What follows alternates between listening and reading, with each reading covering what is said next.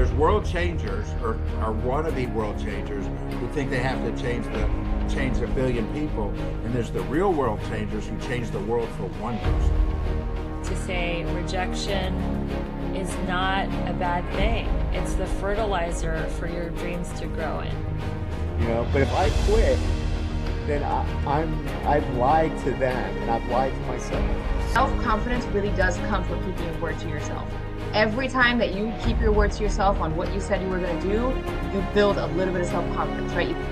I'm David Specht, and this is Keep This in Mind. Welcome to Keep This in Mind, the show that I do on a regular basis with some of my good friends, and sometimes I decide to monologue. Lucky you. Just kidding. In fact, it's a lot of what I do is teaching, and I wanted to share with you today something that really is hitting home for me lately, and maybe you can relate to it. Let's say that. Today, I want to talk about a habit that can wear us out before anything bad has actually happened. It's called catastrophizing. It's when your mind takes a situation and it usually uncertain, not a lot of facts, and it creates a story about what's going to happen, what is the circumstances, who's going to get hurt, what your plan should be, because for whatever reason, our brains take it to the darkest, worst conclusion. For instance, you feel a weird pain and you're like, oh my gosh, do I have cancer? Oh my God. And don't Google it for sure. Not AI and all those things, but you feel a pain and all of a sudden your brain says it's something really, really bad. Maybe you hear a little tick, tick, tick in the car and you're like, oh Lord, there goes the transmission. Or maybe you make a mistake at work. Maybe it is something that you've caused, but now you're just like, oh, I'm going to get fired. You see, catastrophizing is not just worrying, because worrying asks, what if something goes wrong?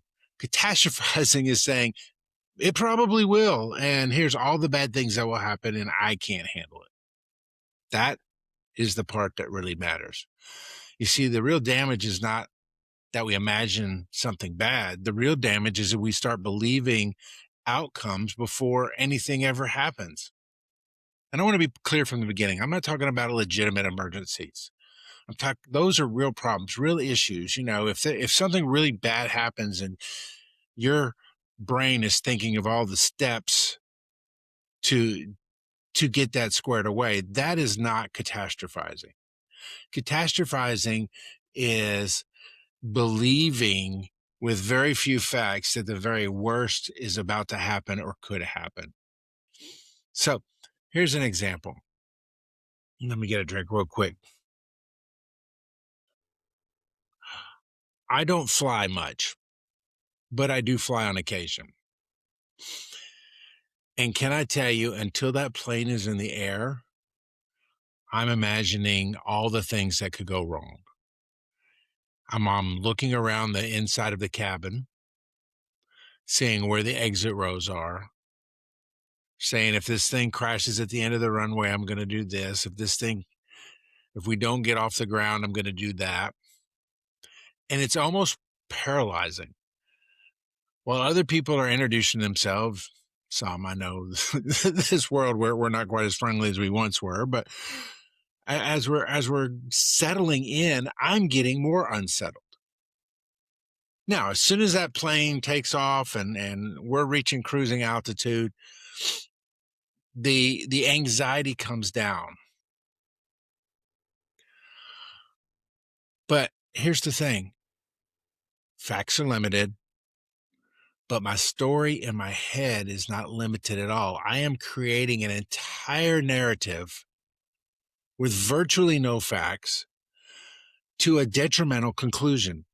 And that's what catastrophizing really is taking the smallest fact and adding so much to it, mostly negative, but adding so much to it that we create this narrative of catastrophe. Now, when you do that, you're no longer responding to life. You're trapped. You're trapped in your own thoughts. Yet we often make excuses. We say things like, "Well, I'm just being realistic. You know, it could happen." But here's the thing: realism looks at the facts. Catastrophizing looks at fear and calls it facts. And in leadership, catastrophizing can be the death knell to your business. Because when you see one letter come in the mail from the IRS, or you see one past due notice, or you see a low bank balance, or you miss a goal, all of a sudden the catastrophizer says, well, this is just the first step in a long, slippery slope of problems. And a lot of times, instead of addressing the problems and finding all the facts out, they just curl up and ignore. They overreact. They get angry, and it spills over into other areas of their life. The truth of the matter is that life has up and downs. There are facts that we get hit with every day. But when we are faced with very little data, those of us who tend to catastrophize will often go too far into the negative.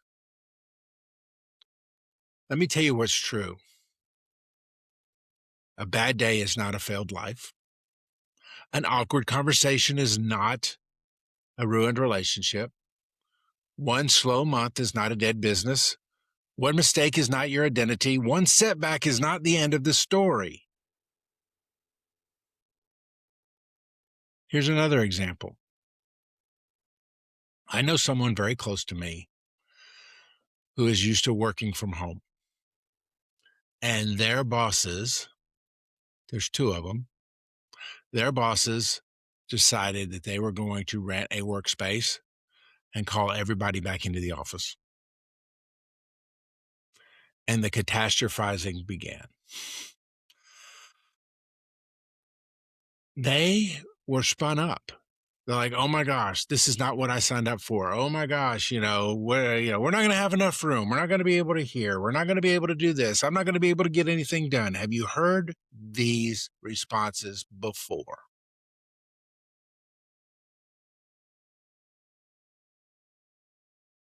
And it's not just, oh, this might be a little difficult, or I got to deal with it, or there's going to be some adjustments coming.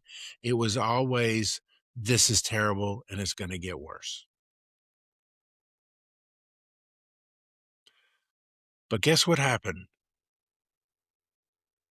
One of the two went into that office.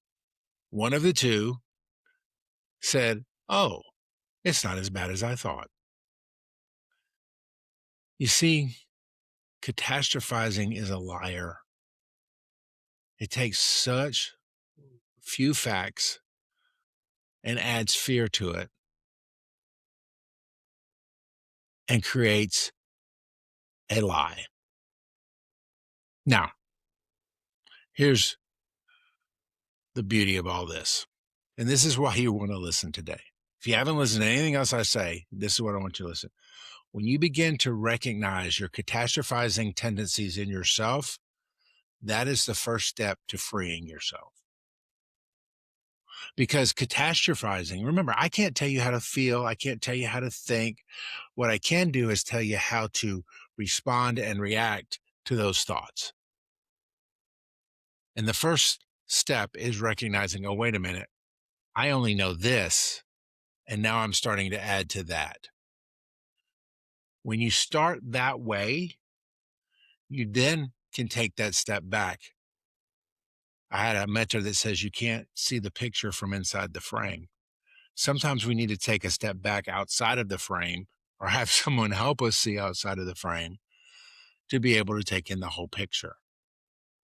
Now, the first step is naming it when you start doing it. you begin to say, I'm catastrophizing. I'm spiraling because I'm catastrophizing.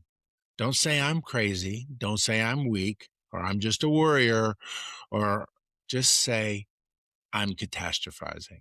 That creates that little bit of mental separation to let you know, hey, I'm noticing what my thought process is. Being able to take that step back brings a little bit of peace inside the storm. To be able to think a little bit more logically, to think a little less emotionally, a little less fearfully. Now, the second step is to ask yourself, what are the actual facts? What do I know for sure? What actually happened? What has been said? What has not been said? What evidence do I have? What evidence am I missing? A lot of catastrophizing will collapse when it has to stand next to actual facts. Because the catastrophic story is they are mad at me. They're pulling away from me. This relationship is changing. I probably did something wrong. The fact is, you haven't gotten a response yet. And the story is everything you added. Now, the story might eventually prove to have some truth in it, but it's not a fact yet. And treating it like a fact will make you anxious, reactive, and possibly unfair to the other person. Step 3, ask this question. What is another possible explanation? What is another possible explanation? You've created one based upon your catastrophizing, but what is possible? What is another possible explanation to the very limited fact that you have in front of you? Back to the lack of response situation. Maybe they didn't respond because they're busy. Hello. I wonder, I got my phone back here. I wonder how many people, when I have to hit that send a voicemail button because I'm in the middle of something, think that I'm mad at them. Maybe they didn't respond because they were busy. Maybe the meeting was tense because everyone was tired. It wasn't tense. It was we were all tired and we were checked out. Maybe the client hasn't called back because they're still deciding. Oh, he's ghosting me. How many times have I heard that? No, maybe they're not ready to give you an answer just yet. Maybe they're not rejecting you. They're dealing with their own stress. Look, let me tell you, as a business owner, there are some great opportunities that I see that I simply can't afford to participate in. And I want to, but I can't.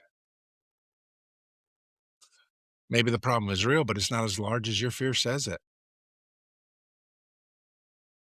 And the fourth step, and this is where we'll close today. A lot of things are possible. Is it possible your worst case scenario could happen? I'm not going to say no, but is it probable? Okay. And if it's probable, is it manageable? Because catastrophizing usually tells two lies. One, they say the worst thing is likely. And the second lie it tells you is that you can't handle it. You get a letter from the IRS. Let's use that as an example. Catastrophizing says, oh my gosh, they're going to put a lock on the door. I'm going to lose my house, or they're going to lose everything.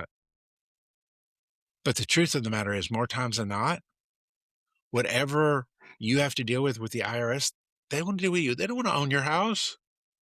They won't want to own your business. They want you to pay what everyone believes you should pay. So next time you begin to catastrophize, I want you to begin to reframe how you identify it. Instead of saying this is a disaster, say this is a problem. Instead of saying I always mess this up, say I did not handle that well this time. Instead of saying nobody cares, just say I feel really unsupported right now. And instead of everything is falling apart, say this part is difficult. You see, it's not semantics. It's not wordplay. At the end of the day, it really is you taking responsibility for where your mind is, what your reactions are, and how you move forward. Because as long as you continue to catastrophize, you'll continue to be paralyzed from all that you have been called and want to do. I hope you enjoyed this live. Hope you enjoyed this podcast, guys. Remember to follow me on social. Go to elevatesuccesspath.com. Go to leadership.davidaspeck.com. And remember, applied knowledge is power. God bless. Thanks for keeping this in mind today. If something landed, share this with someone who needs it. And if you haven't already, follow the show wherever you listen to podcasts. Connect with me at davidaspeck.com, and I'll see you next time. God bless.